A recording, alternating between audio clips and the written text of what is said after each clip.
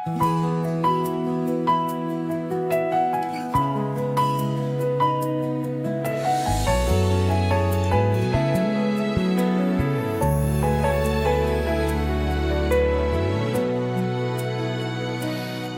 isang guro nagsimula ang ating pagkakakilala.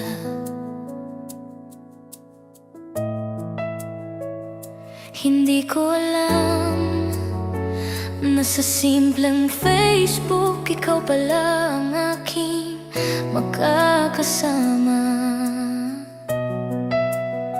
Ibinigay niya ang account ko, doon nagsimula ang lahat. Hanggang sa hatid sundo mo ako sa trabaho. Unti-unting nahulog ang puso ko sa'yo. At noong February 12, 2016, ikaw ang sinagot ko at pinili kong mahalin. Hanggang dumating ang August 28, 2019, nang piliin nating magpakasal at bumuo ng sariling tahanan.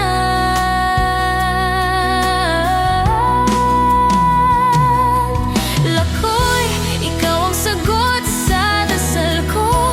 Sa bawat taon, ikaw pa rin ang gusto kong makasama sa mundo.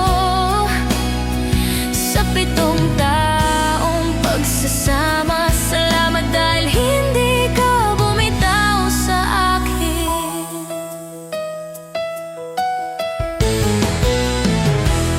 4 na taon tayong naghintay sa biyayang ating hinihiling. Maraming pagsubok at pangamba, pero patuloy tayong kumapit at nanalangin.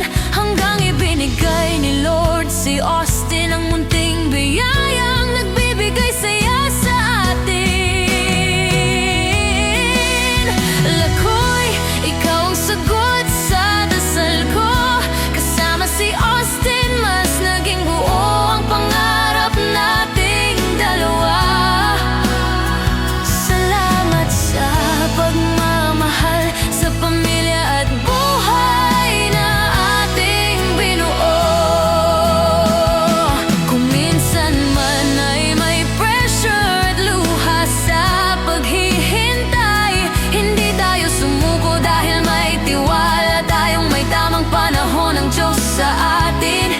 At ngayon sa bawat ngiti ni Austin, alam kong sulit ang bawat panalangin, dahil ang hinihintay natin ay dumating sa tamang oras.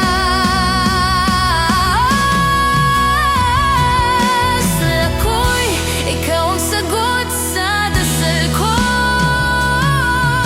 7 taon na tayong mag-asawa, pero ikaw pa rin ang pipiliin ko sa bawat bukas. Kasama ka at si Austin, habang buhay kong ipagpapasalamat.